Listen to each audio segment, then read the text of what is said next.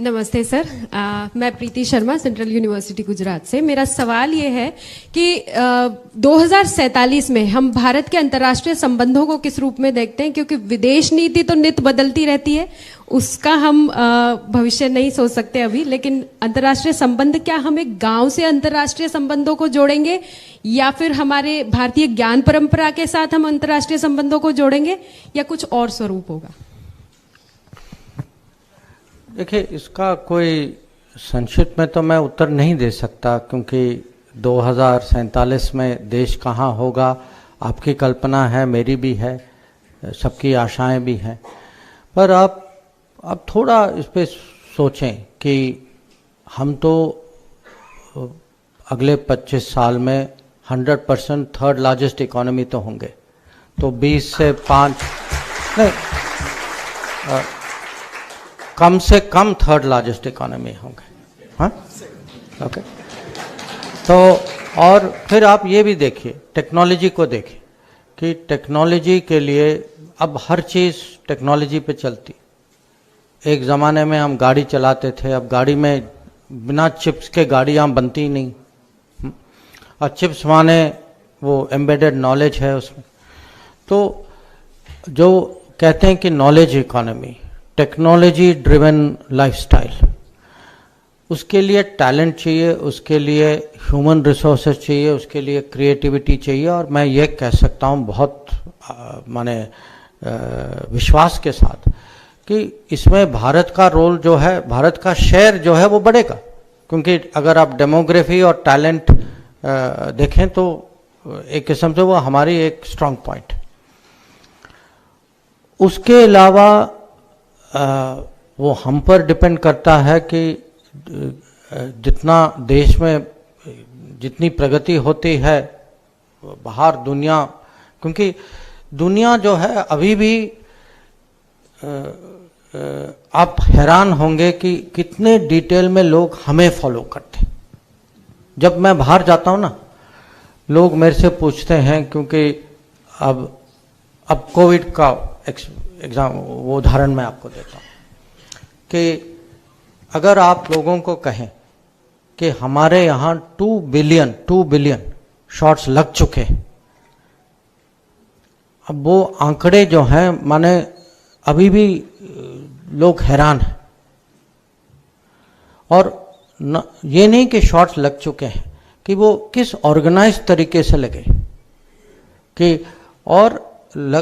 जब हम अपना टीकाकरण कर रहे थे, हमारे यहाँ जितना हम दुनिया की मदद कर सके वो भी हमने कोशिश की।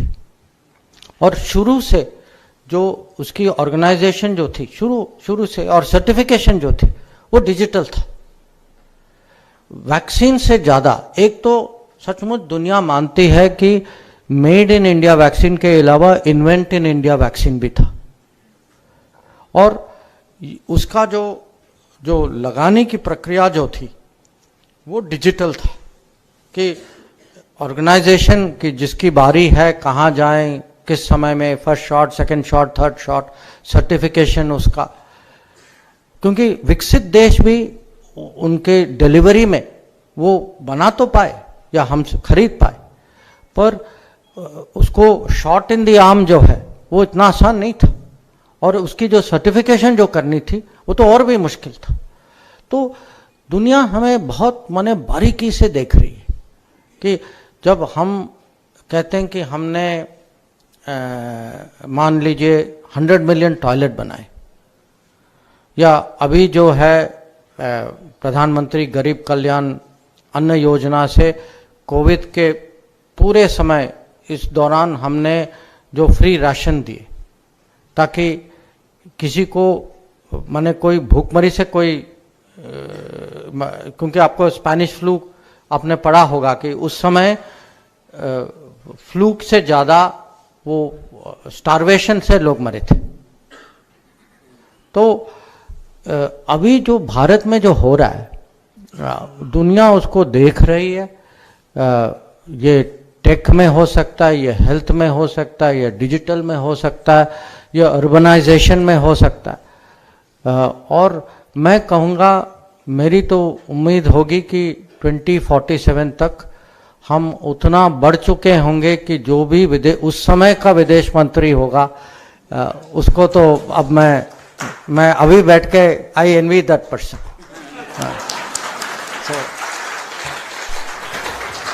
Last question. Namaste, sir. My name is Shivam Dave. I'm currently a fellow in the Smart Cities Mission, Ministry of Housing and Urban Affairs. Sir, I aspire to be a career diplomat like you.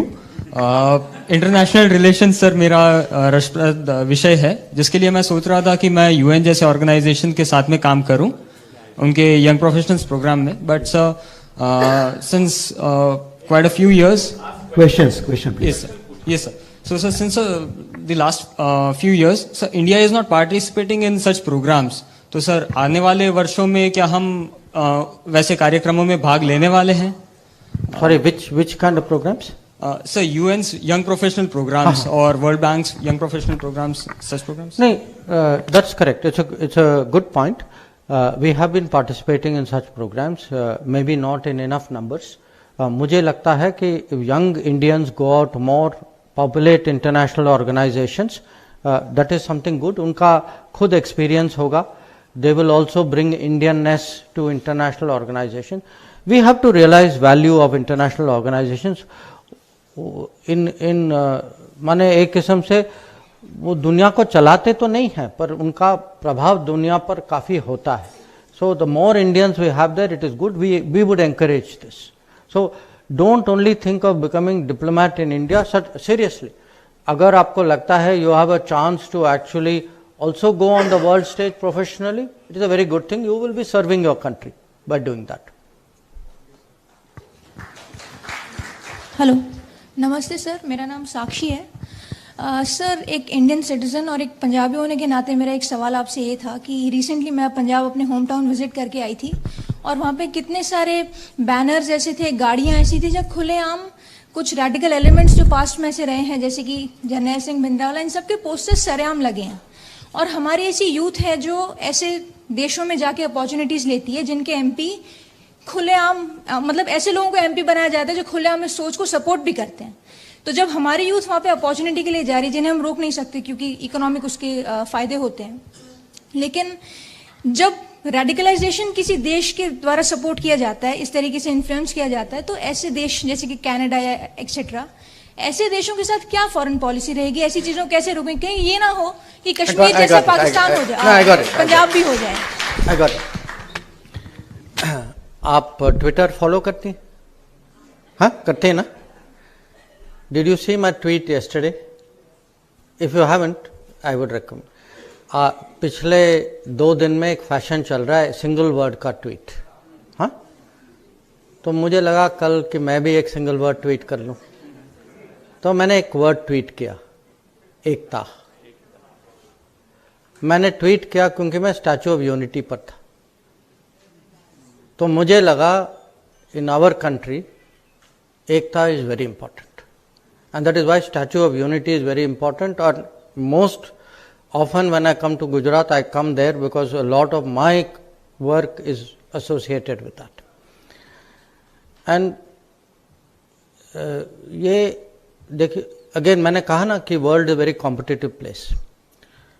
अगर हमारे यहाँ आपस में कोई divisions हो, ये language के हो सकते हैं, धर्म के हो सकते हैं, एथनिसिटी, जो भी हो, दुनिया में ऐसी ताकतें होंगी जो उसका फायदा उठाना चाहेंगे और पहले उठा भी चुके हैं. माने अवध में जब आए थे वो ऐसे ही आए थे, वो माने बट कहीं ना कहीं उनको 2 लोग लड़े, वो बीच में घुस गए, किसी का फायदा उठाया और उन्होंने अपना काम कर लिया. So it is very important for us at home एकता. और जो आप कह रहे हैं, अगर बाहर की पॉलिटिक्स या बाहर की सरकारें जो भी हैं, अगर वो ऐसा कुछ करें जो हमें नुकसान पहुंचाता है, we should first of all have the courage to call it out कि ये नहीं, हमें बर्दाश्त नहीं करना चाहिए, ना चुप रहना चाहिए. So if they do something which affects us, if we can take a position on oil for the common citizen, 100% we can take a position on national unity of the country. And we are doing it. That also I will tell you.